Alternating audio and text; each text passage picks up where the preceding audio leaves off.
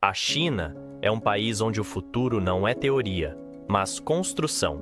Nas últimas décadas, o território se transformou em um canteiro de obras em escala continental. Arranha-céus surgem em sequência. Pontes cruzam grandes vazios. Túneis atravessam terrenos antes considerados impossíveis e sistemas de transporte interligam regiões distantes com velocidades que redefinem a geografia. Plataformas logísticas funcionam como máquinas e instalações industriais operam com precisão quase cirúrgica. Enquanto isso, algoritmos coordenam tráfego, energia e serviços urbanos com a rapidez de um processador. O que para muitos seria uma visão futurista, na China se tornou rotina. Neste vídeo vamos entender como um país inteiro decidiu acelerar o futuro, unindo arquitetura, engenharia e tecnologia em um mesmo projeto. Não como espetáculo, mas como rotina. Número 1. Arquitetura e mega-edifícios. A China é um país onde a verticalidade não é apenas um resultado do crescimento urbano, mas uma expressão direta de ambição. Em certos pontos do mapa, a arquitetura deixa de ser apenas abrigo e se torna narrativa visual. Essa história começa no sudoeste do território, na vastidão montanhosa que abriga Chongqing, uma das megacidades mais intrigantes da Ásia. É ali que se ergue o complexo Raffles City, um conjunto de 8 torres interligadas por uma estrutura suspensa que parece flutuar sobre os arranha-céus como um navio de vidro. Essa ligação horizontal, chamada de The Crystal, funciona como um observatório urbano que atravessa o ar e permite ver o rio, a névoa e a multiplicação infinita de prédios que moldam a paisagem de Chongqing.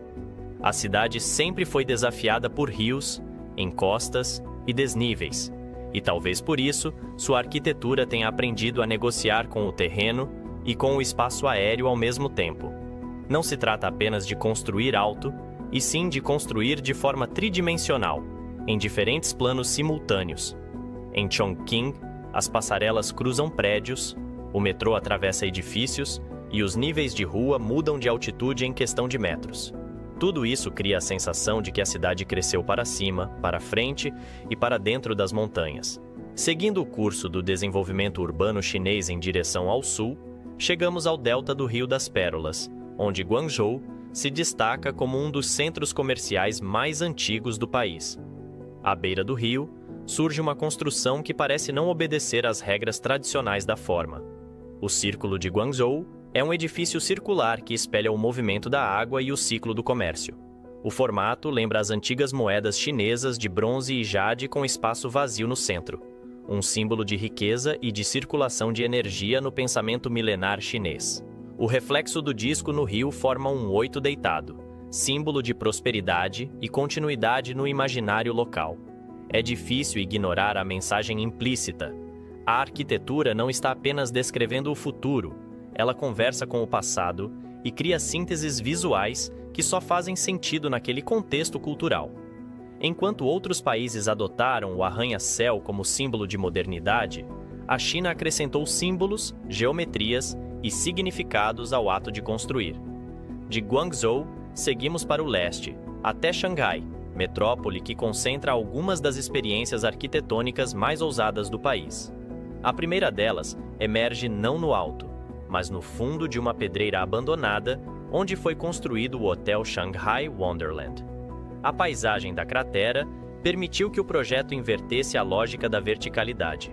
Em vez de subir, ele desce.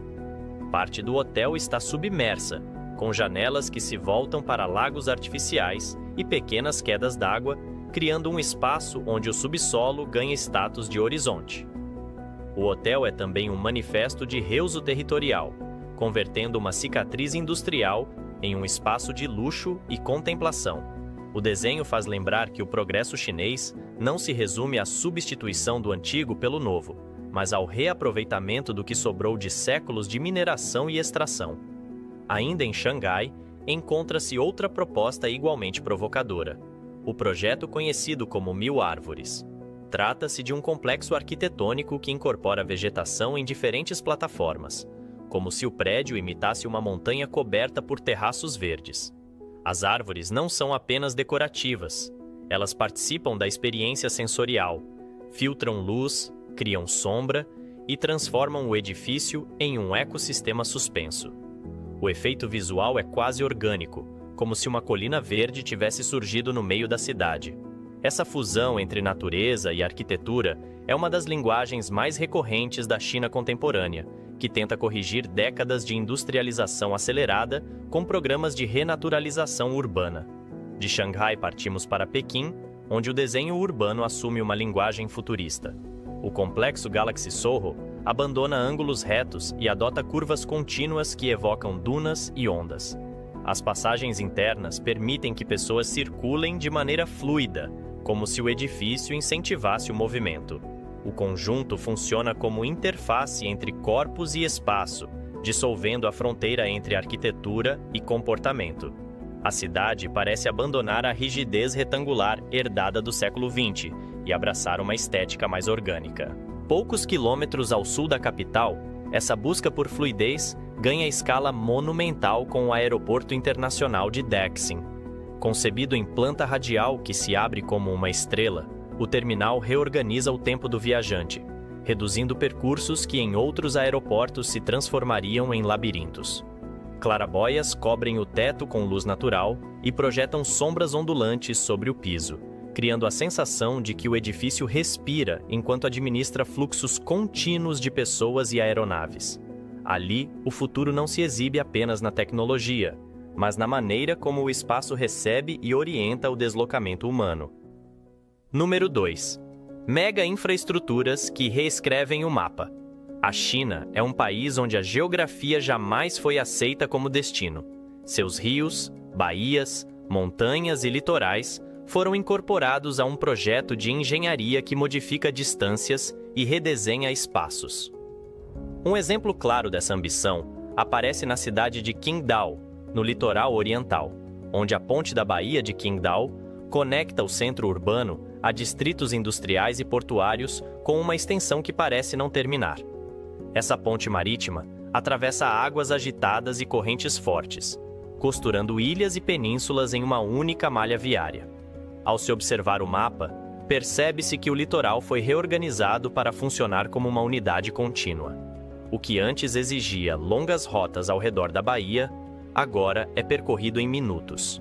A ponte transforma o mar em avenida, reforçando a ideia de que a China não considera o oceano barreira, mas matéria de trabalho. Saindo do litoral e avançando para o interior montanhoso, chegamos em Chongqing, uma metrópole que parece ter sido construída sobre uma pilha de montanhas. Nesse território acidentado, a mobilidade urbana exigiu criatividade. O sistema metroviário da cidade se espalha em múltiplos níveis, atravessando túneis, viadutos e, em um caso famoso, passando diretamente pelo interior de um edifício residencial. Na estação Liziba, o trem emerge de dentro de um bloco habitacional como se estivesse atravessando um corredor suspenso. Não há estranhamento por parte da população, pois a engenharia local adaptou-se ao relevo e não o contrário. Em Chongqing, o metrô sobe, desce e contorna encostas para conectar bairros que não existiriam sem esse arranjo. O resultado é uma cidade que não trafega apenas no plano horizontal, mas em camadas verticais e diagonais, criando um sistema de transporte no qual a topografia é tratada como um puzzle tridimensional.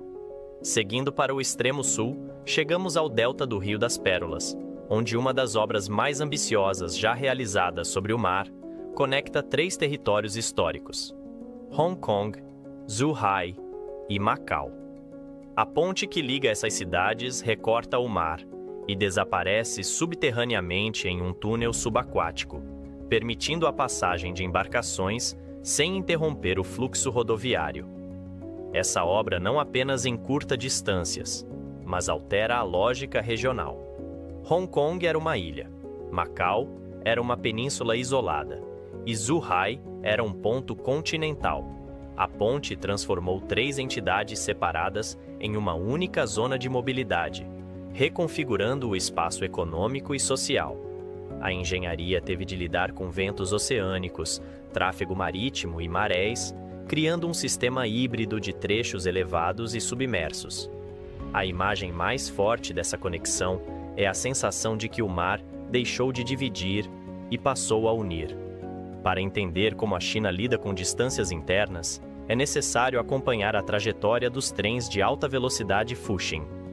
Esses trens cruzam o território com velocidades que ultrapassam 300 km por hora, ligando metrópoles separadas por centenas de quilômetros em poucas horas. Número 3. Onde tudo se conecta. A infraestrutura digital não corre apenas por cabos subterrâneos. Ela penetra no cotidiano, regula o tráfego, ajusta o consumo energético, rastreia o fluxo de pessoas e administra serviços públicos com a rapidez de um processador. Nas últimas décadas, o território chinês se tornou um laboratório continental para testar a ideia de que a tecnologia não é apenas ferramenta, mas engrenagem. E tudo isso começa pela governança inteligente, um sistema que opera como cérebro distribuído. Sensores posicionados em estradas e cruzamentos medem a velocidade dos veículos e ajustam semáforos em tempo real. Luminárias públicas reduzem a intensidade da luz quando ruas ficam vazias, economizando energia durante a madrugada. Estações meteorológicas calculam riscos de enchente e ativam bombas ou barreiras de contenção antes que a água suba. Existe uma camada invisível de informação que organiza o território e que raramente é vista por estrangeiros. Não se trata de tecnologia ornamental, mas de infraestrutura. Dentro desse ecossistema opera a robótica, não como curiosidade futurista, mas como indústria estratégica. Robôs industriais compõem cadeias de montagem que antes dependiam de um grande contingente humano. Braços de precisão trabalham com solda, corte, pintura e manipulação de materiais que exigem repetição perfeita. O país investiu em sistemas de locomoção autônoma, robôs domésticos, robôs de assistência médica e máquinas capazes de operar em ambientes insalubres ou perigosos. A corrida não é sobre substituir pessoas, mas sobre aumentar a produtividade de forma escalável e reduzir falhas. Anos atrás, a China era importadora de robôs industriais. Hoje disputa a liderança com Japão e Coreia do Sul e pretende ultrapassar ambas com linhas de produção capazes de montar os próprios autômatos em massa. A guerra tecnológica se estende para o céu. Os shows de drones deixaram de ser espetáculo turístico e se tornaram vitrine de coordenação por IA. Milhares de aeronaves executam manobras simultâneas com precisão centimétrica. Não há ruído, não há fumaça, não há desperdício. Cada drone é um pixel tridimensional e a coreografia revela mais do que beleza. Revela capacidade de sincronização em escala. Essa mesma lógica pode ser aplicada para defesa, mapeamento, agricultura e monitoramento climático. O que o público vê como arte é também demonstração de engenharia. Nos portos, a automação é absoluta. Guindastes colossais movimentam contêineres guiados por algoritmos. Caminhões autônomos cruzam pátios sem motorista. Sensores avaliam o melhor fluxo de entrada e saída de cargas e drones acompanham navios para inspecionar cascos e validar documentação de segurança. Os portos funcionam 24 horas por dia e 7 dias por semana, sem pausas, sem fadiga e sem interrupções. A competitividade logística deixou de depender do número de navios e passou a depender da velocidade de transferência e da precisão do processamento. Número 4. A engenharia que move montanhas e rios. A China é um dos poucos países que tratam o próprio território como uma matéria em estado bruto, algo que pode ser moldado, perfurado, desviado ou elevado.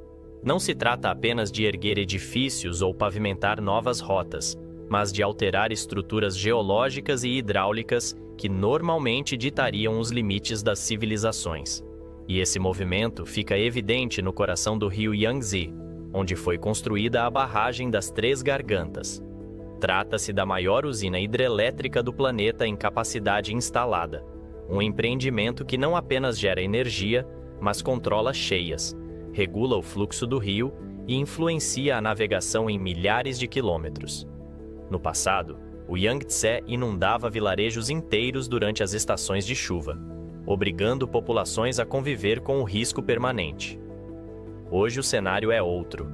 A barragem funciona como um gigantesco regulador hidrográfico, contendo volumes absurdos de água e permitindo que embarcações naveguem onde antes havia turbulência.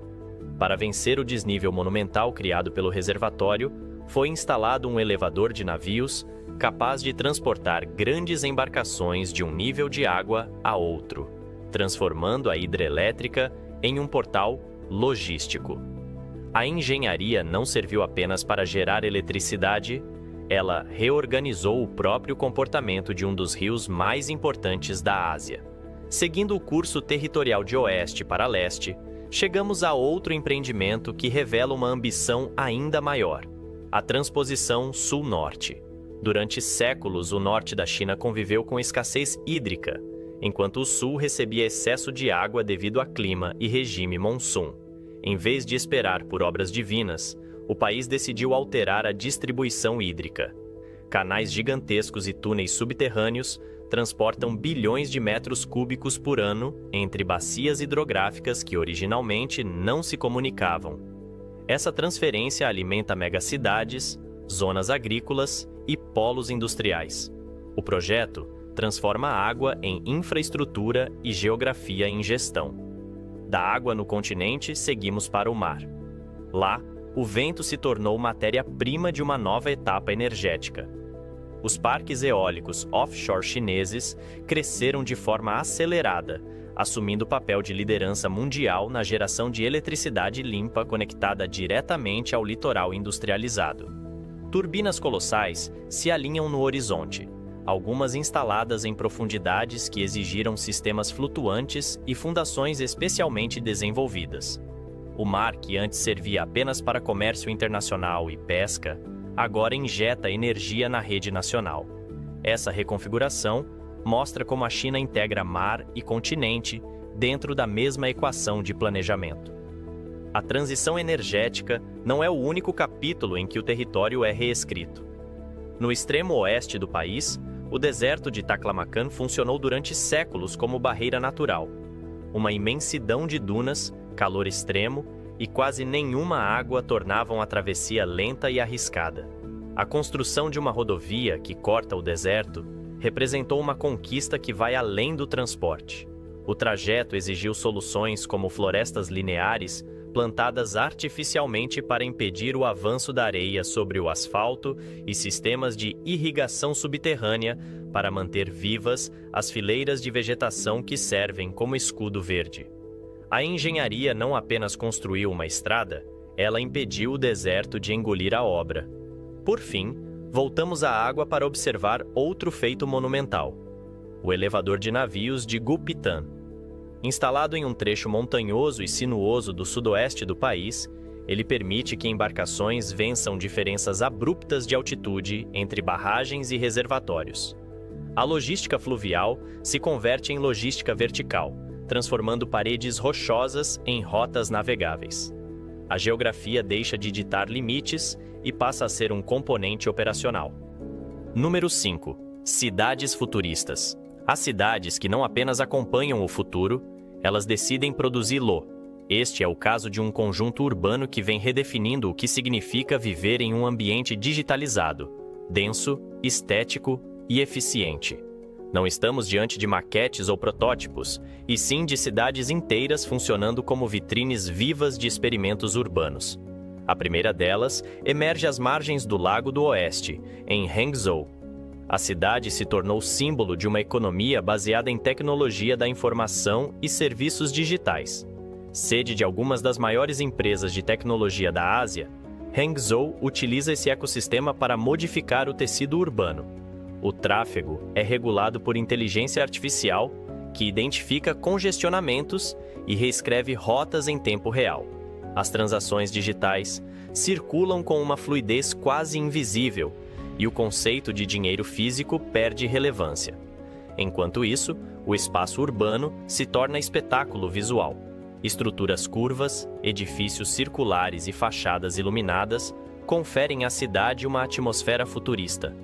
Hangzhou mostra como a modernidade pode coexistir com a estética tradicional, já que templos e jardins históricos convivem com centros empresariais e avenidas densamente digitalizadas.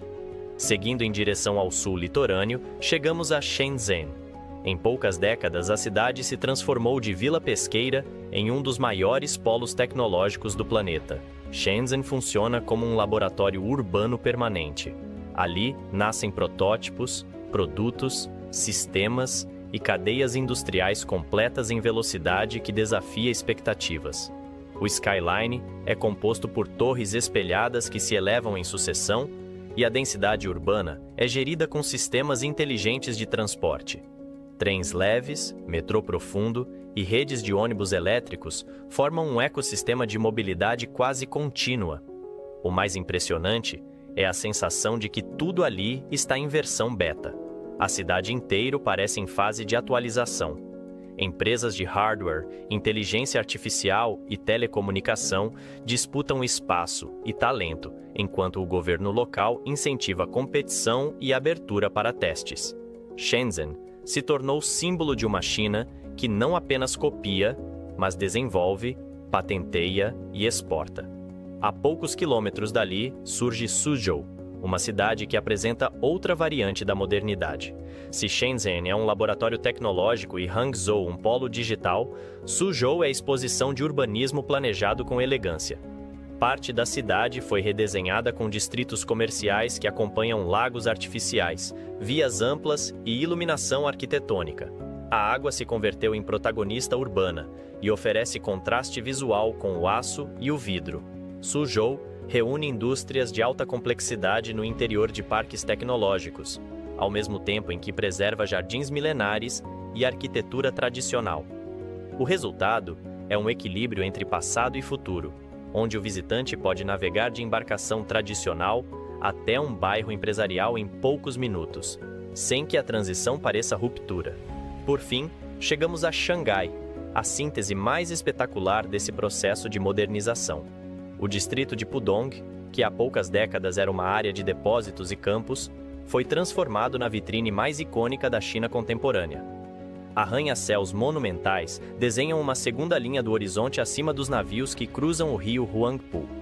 A silhueta formada pela Torre de Xangai, pelo Centro Financeiro e pela Pérola Oriental criou uma identidade visual reconhecida no mundo inteiro. Mas a modernidade de Xangai não está apenas na verticalidade. Infraestruturas subterrâneas, túneis, portos, hubs financeiros e sistemas de transporte compõem uma cidade com múltiplas camadas. De cima para baixo, tudo funciona em paralelo. Superfície para pedestres e carros, subsolo para metrô, túneis para carga e o rio para fluxo marítimo. Xangai exibe o futuro não como imaginação, mas como normalidade. Ali, o cotidiano se desenvolve dentro de uma paisagem que traria estranhamento em outros países, mas que foi absorvida como rotina. O que vimos até aqui neste vídeo não é apenas um conjunto de obras, mas um modo de pensar o futuro por meio de infraestrutura, tecnologia e vontade de execução. Enquanto muitos países aguardam o amanhã, a China decidiu construí-lo. O resultado é um território que se move, cresce, conecta e se reinventa com velocidade incomum. No fim, a pergunta que fica não é se o mundo será como a China, e sim quanto tempo levará para que o futuro deixe de ser promessa e se torne rotina.